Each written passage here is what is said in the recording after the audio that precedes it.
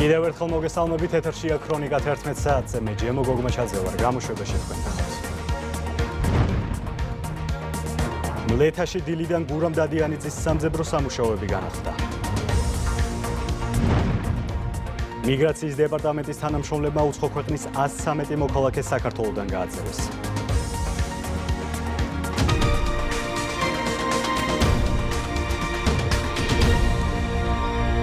2008 წლის აგვისტოს ომის ერთ-ერთი მძიმე ეპიზოდის შინდისის ბრძოლიდან 18 წელი გავიდა.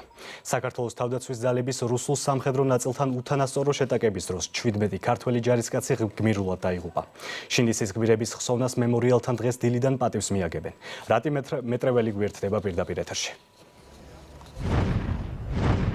18 წელი გავიდა აგვისტოს ომის უმძიმესი დღეებიდან და ამ წლების განმავლობაში ყოველ წელს 11 აგვისტოს ცალკე ამბად ვიხსენებთ შინდისის ეპიზოდს. ეს არის აგვისტოს ომის დღეებიდან ერთ-ერთი უმძიმესი და ამავდროულად ერთ-ერთი ყველაზე საამაყო ეპიზოდი, რომელიც მოგვითხრობს იმის შესახებ თუ როგორ მოუწყეს ჩასაფრება ოკუპანტი ქვეყნის ჯარისკაცებმა ქართველ ჯარისკაცებს.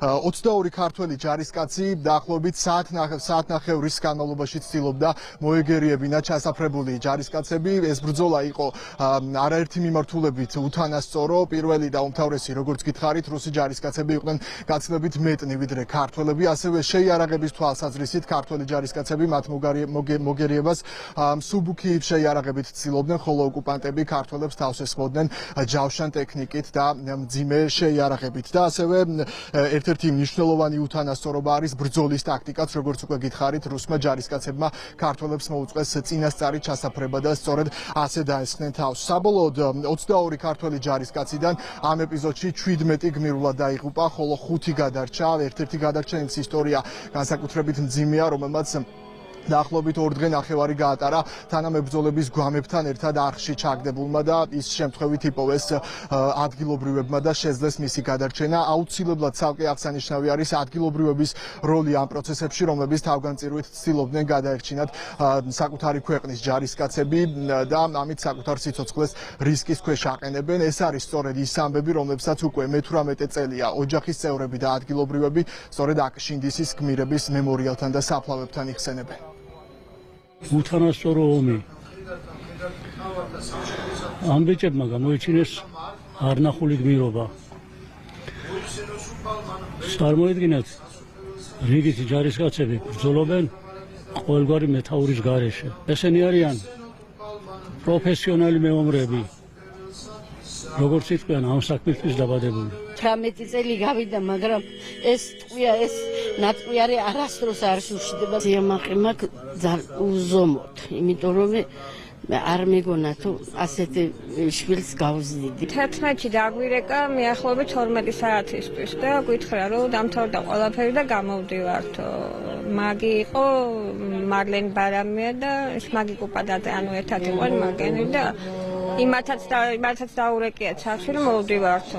მე გაქრა ის და 3 საათი იყო, 4 უკვე აღარავინ არ პასუხობდა. რა თქმა უნდა, განცდა მაქვს ზიამაყის.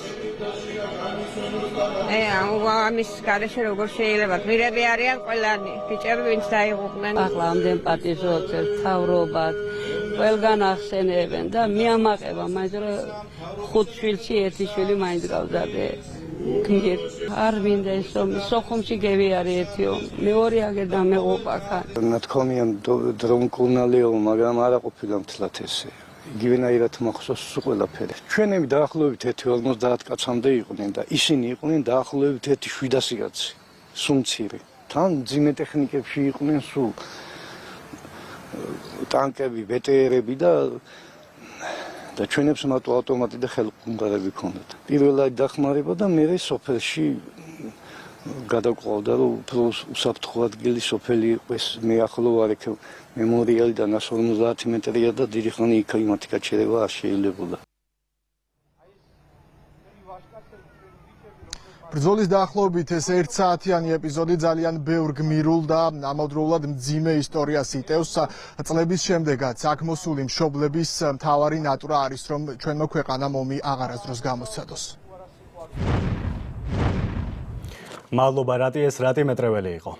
მლეთაში გურამ დადიანიძის სამზებრო სამუშაოები დღეს დილიდან კვლავ განახლდა. სამზებრო ღონისძიება გუშინ დაიწყო და ადგილზე შინაგან საქმეთა სამინისტროს მცხეთა მთიანეთის პოლიციისა და საექსპერტო კრიმინალისტური დეპარტამენტების თანამშრომლების საგანგებო სიტუაციების მართვის სამსახურის მეხაძრე მაშველებთან ერთად გვიან ღამემდე მუშაობდნენ.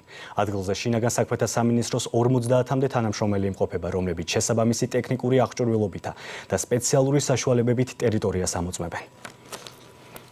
სოფელ მლეთაში ინტენსიურ რეჟიმში მიმდინარეობს ზებნადათვალიერების სამუშაოები. ექსპერტ კრიმინალისტები ტერიტორიას სიღრმისეულად ათვალიერებენ მაღალტექნოლოგიური აღჭურვილების გამოყენებით. მათ შორის ხორციელდება ნიადაგის გამოკვლევა სპეციალური სკანერით და არეალის დათვალიერება დრონების გამოყენებით. საგანგებო სიტუაციების მართვის სამსახურის მეხაძრე მაშველები შინაგან საქმეთა სამინისტროს ყველა შესაბამის დანაყოფთან ერთად კოორდინირებულად აქტიურად ჩართულები არიან სამზებრო სამუშაოებში შესაბამისი ტექნიკის და აღჭურვილების გამოყენებით.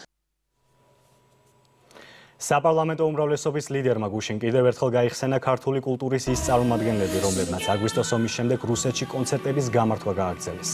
მათ შორის იყო ნიკოლოზ რაჭველი, კომპოზიტორი, რომელმაც აგვისტოს ომიდან მალევე სანქტ-პეტერბურგის ფილარმონიაში 2 კონცერტი ჩაატარა.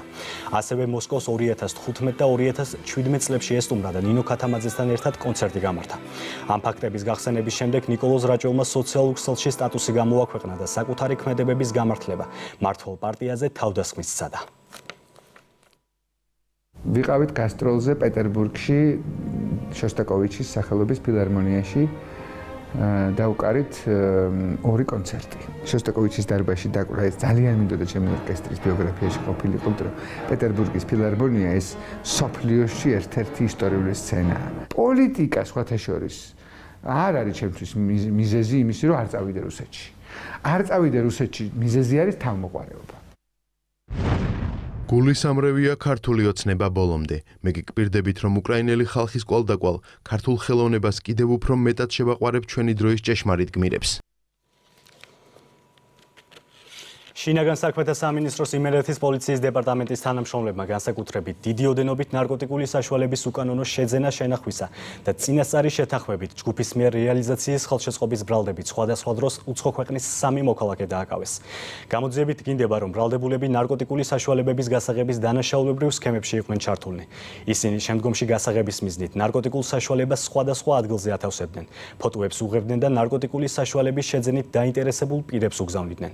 ბრალდებულები პირადი შრეკის შედეგად ასევე მათ მიერ მითითებული ადგილებიდან ნივთკიცებად ამოიღეს სარეალიზაციოდ გამზადებული განსაკუთრებით დიდი ოდენობით 329 შეკვრა მეთადონი. ასევე ამოღებულია ნარკოტიკული საშუალებების დასაფასოვებლად საჭირო მასალები. დანაშაული 20 წლამდე ან უვადო თავისუფლების აღკვეთას ითვალისწინებს.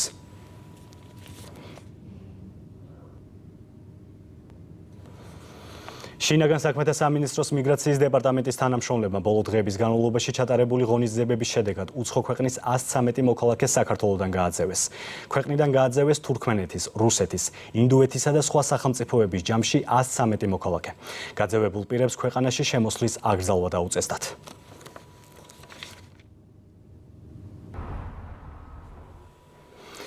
თბილისი პანტიანი მანგლისის საავტომობილო გზაზე თითქმის 22 კილომეტრიანი მონაკვეთს სრული რეაბილიტაცია უდარდება. სამუშაოს მიმდინარეობას ადგილზე გაეცნენ საავტომობილო გზების დეპარტამენტის თავმჯდომარე ლევან დარახველიძე და მისი მოადგილე გიორგი გრიგალავა. აღნიშნული გზა მოსახლეობისთვის ერთ-ერთი მნიშვნელოვანი დამაკავშირებელი მარშრუტია და მისი რეაბილიტაცია მნიშვნელოვნად გააუმჯობესებს გადაადგილების უსაფრთხოებასა და კომფორტს. თბილისი პანტიანი მანგლისის გზა უერთდება კოდა-მანგლისი ფარცხისი წალკა ნინოწმინდის საავტომობილო გზას და წარმოადგენს თბილისთან უმოკლეს დამაკავშირებელ მარშრუტს.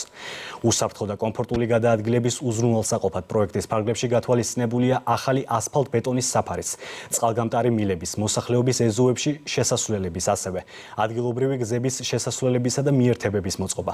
გარდა ამისა, განხორციელდება უსაფრთხოების გაუმჯობესების ღონისძიებები, საგზაო ნიშნების განთავსება და გზის სავალი ნაწილის მონიშნა. პროექტის ჯამური ღირებულება 22 მილიონ ლარზე მეტია და სახელმწიფო ბიუჯეტიდან ფინანსდება. სამუშაოს დასრულება 2027 წელს იგეგმება. აღნიშნული პროექტი დაყოფილია 2 ლოტად, ჯამურად მოიცავს 21 კილომეტრს. ჯამური ღირებულება შეადგენს 32 მილიონ ლარს. პროექტით გათვალისწინებულია საფარის ცვლილება, ამავდროულად ხელოვნური ნაგებობების აშენება. უნდა აღინიშნოს ისიც, რომ საავტომობილო გზების დეპარტამენტი არ არის კმაყოფილი სამუშაოების წარმოების ტემპით. მიეცა კონკრეტული მითითებები და გაფრთხილებები მშენებლებს და ვიმედოვნებთ, რომ აღნიშნულს გამოასწორებთ. შინაგან საქმეთა სამინისტროს იმერეთის პოლიციის დეპარტამენტის თანამშრომლებმა პროკურატურასთან ერთად კომპლექსურად ჩატარებული ოპერატიული ღონისძიებებისა და საგამოძიებო მოქმედებების შედეგად მოსამართლის განჩინების საფუძველზე ქურთულ სამყაროსთან კავშირში მყოფი 4 პირი დააკავეს, ხოლო 2 პირს ბრალი დაუსწრებლად წარედგინება. სამართალდამცველების მიერ მოსამართლის განჩინების საფუძველზე ჩატარებული ფარული საგამოძიებო მოქმედებების შედეგად დადგინდა, რომ სისხლის სამართლის დანაშაულში ბრალდებული პირები იმერეთის რეგიონში აქტიურად მონაწილეობდნენ ქურდულ გარჩევებში. გამოძიებით ასევე გინდება, რომ ბრალდებულების შეკრებებზე ეგრეთ წოდებული ქურდული ტრადიციების შესაბამისად იღებდნენ გადაწყვეტილებებს, ხოლო დაკისრებული ვალდებულებების შეუსრულებლობის ან კონკრეტული ვადების დარღვევის შემთხვევაში მათ ფიზიკური ანგარიშწორებით, ჯანმრთელობის დაზიანებითა და სიცოცხლის მოსპობით ემუქრებოდნენ. სამართალდამცველებმა ბრალდებულების პირადი და საცხოვრებელი სახლების შრეკის შედეგად ნითმტკიცებად ამოიღეს კომპიუტერული ტექნიკა და მობილური ტელეფონები, რომელთა საშუალებითაც ისინი ერთმანეთს უკავშირდებოდნენ. შენ რა ისტორს უწევ, ბიჭო? რატო უწევ წოვს და თუ მე ძმაო მე შენას სიპატიჟებ და რატო მელაპარაკები მას? რა მასე გელაპარაკები? დამიჯექერდი ეგ შენ. რა გითხარი ზედმეტი, გითხარი და დაჯექერ რო გეუბნები. რა გინდა ძმაო, რამე დამშავებია შენს რა. შენ ვინახარ, კაცო? რას ერთობი ერთი მითხრა ლაპარაკში? რამის გამოხატვა გინდა? რამე გაიგონა შენ? რამე გაიგონა შენ ისე და შენო ჩაერთო? აბა შენ ასმერთობი ლაპარაკში. რა უფლება გაქვს რო ჩაერთო ლაპარაკში? აუ მომის და მაგარ პატივს ხსენ გამოსოვიყო ძმაო. დაუსწრებლადაც და ისედაც და რა აგინდა ძმაო. შენ მომისმინე რატო უნდა მომართლო კი არა? რატო უნდა მომართლო კი არა? მომისმინე მაგ შეკითხვის გამო ეხლა შენ ვარ იყო მიშიკოსიზე და გივა აი მაგის გამო ამოგაზრობდი ენას. რატო უნდა მოგმართო სიტყვად აი მაგ სიტყვას რო ხმარობ? შენ მოგმართავ ასე წერის. მომმართავ დედის შენ და სულ ყველას ვის მაგას რატო შენ რას ქვია ბიჭო მომმართავ ბიჭო ან რატო მომმართავ მაგას როგორ იცავ აი შენ ჩემი დედა თავს დამაჩეხიებ ბიჭო შენ არა გეუბნები ერთ რაღაცას სიტყვის რეაქცია ყურადღება ქონე შენ ისეთ რაღაცას მიიღებ ახლა ამით გაიგერო აი საშვილი შენ ვერ ამოხვალ მაქიდან აი კაროჩი მომისმინე შენ ბიჭო პატარა რა ფოსტს გამოგიხარ შენ ბიჭო გაიგე ისეთ რაღაცას გაიჩარჩევ ამ სიტყვებით რომ ვერც მოლაპარაკე ექნება და ვერც მოსიარული ჩემთვის სიტყვა არის ყველაფერი მე შევა სიტყვის გამო მაგის ოსლიაზე წავიდე და შენ ამის მნიშვნელობა არ იცი და ამას თუ არ მიაქცევ ყურადღებას ამოგაზრობ იმენას და გადაგახევ თავზე მოიცი ზამი აღე შემესავით შენ ქუთაისელი კაცი რო ხარ მას არის ჩემი მეგობარი კაცი რო იცოდე შენ და ბევრია ეგ ჩემები და როცა ჩაერთვები დიალოგში ვიდო საფიჩქაზე არ გაზრდილი კაცი მაგხელა პრაქტიკა არ უნდა გიჭირდეს გაიგე შენ რა ფორმით და როგორ ბიჭო ამ ბიჭ ჩემ დედის დათხოვია და იმსახურე ჩემ დედა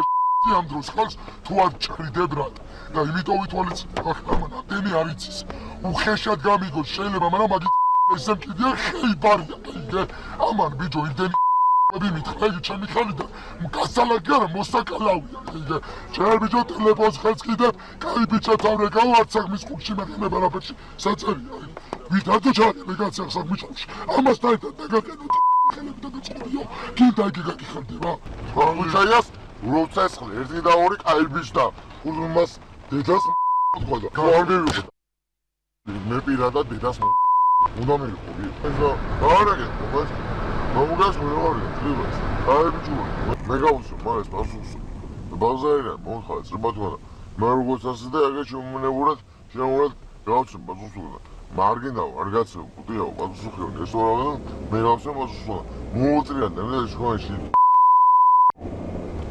დანში მომიხდა ციხეზე რაღაცები ხო და რა არ მოყოლია რა ხო იქ ხო და აქ შედგა მე ლაპარაკი რა ხო აქიდან აქვია შედგა ლაპარაკი გარჩე ის რა ვინც იყო ოსტა მისო რა ქვია ანუ მოდარასთან მოდარეკონ რა ვინც გიცნობენ ისინი გამიგე მე რა მაგინდა შენ მითხარი რა უთხრა მე ანუ დამახასიათო ხო რა ვიცნობ ჩვენ და ანუ დახასიათო უნდა და აღაბელ და დაშია იმათ კი არ უნდა რამე აქეთ ამას უნდა იქით რა ამან ვისაც შეეხო რა ერვე მეშლება ხეს ნუ ახლა ვფიქრობ მაგი არის მაი გიგუნიეს თავების მაგას გავსდე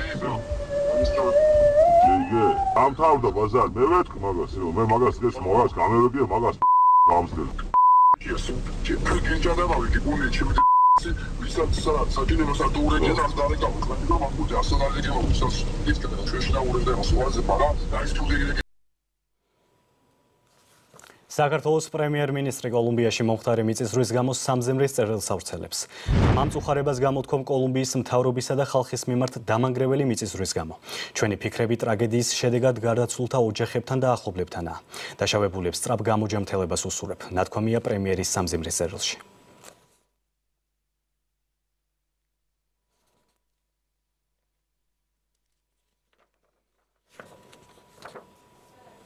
კოლუმბიელმა მაშველებმა უძლიერესი მიწისძვრის შედეგად ჩამონგრეული შენობის ნანგრევებიდან ახალშობილი ბავშვი ცოცხლად ამოიყვანეს.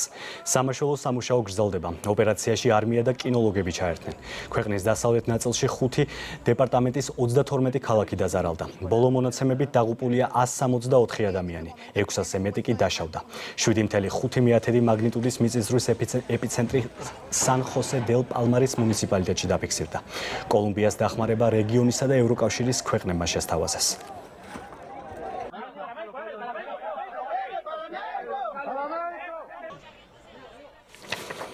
რუსეთი უკრაინის ქალაქებზე იერიშებს განაგზობს. ბალისტიკური რაკეტებით განხორციელდა იერიში კიევზე. ერთი რაკეტა შევჩენკოს რაიონში ბავშვთა საავადმყოფოს ტერიტორიაზე ჩავარდა. შედეგად არავინ დაშავებულა. ზაპოროჟიეზე თავდასხმას კი მსხვერპლი მოხდა. დაიღუპა 5 ადამიანი, 20 კი დაშავდა. ოკუპანტების სამიზნეში სამრეწველო ობიექტები, სამოქალაქო ინფრასტრუქტურა და საცხოვრებელი სახლები მოექცა. საპასუხო იერიშებს ახორციელებს უკრაინაც. თავდაცვის ძალებმა წუხელი იერიში რუსეთის მიერ კონტროლირებად ქალაქ მაკეევკაზე მიიტანეს. ვორონოჟეში კი დრონების სამიზნეში ინტერნეტ მაღაზია Wildberries-ის მორიგი ლოგისტიკური ჰაბი მოექცა.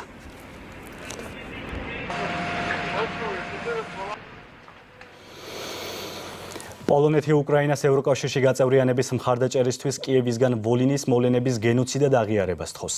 შესაბამისი პირობა კიევის პოლონეთის სეიმის სპიკერმა წაუყენა. მისი განცხადებით, ევროკავშირი მხოლოდ ბანკომატი არ არის და ის დემოკრატიასა და ღირებულებებს წარმოადგენს.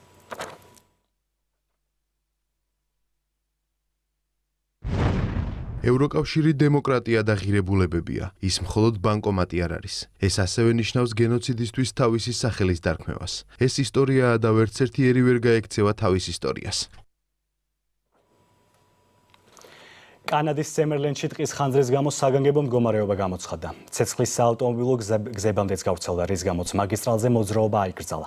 სტიქიის ზონიდან 20,000 ადამიანია ევაკუირებული. ვრცელდება ცნობა ერთი გარდაცვლილის შესახებ.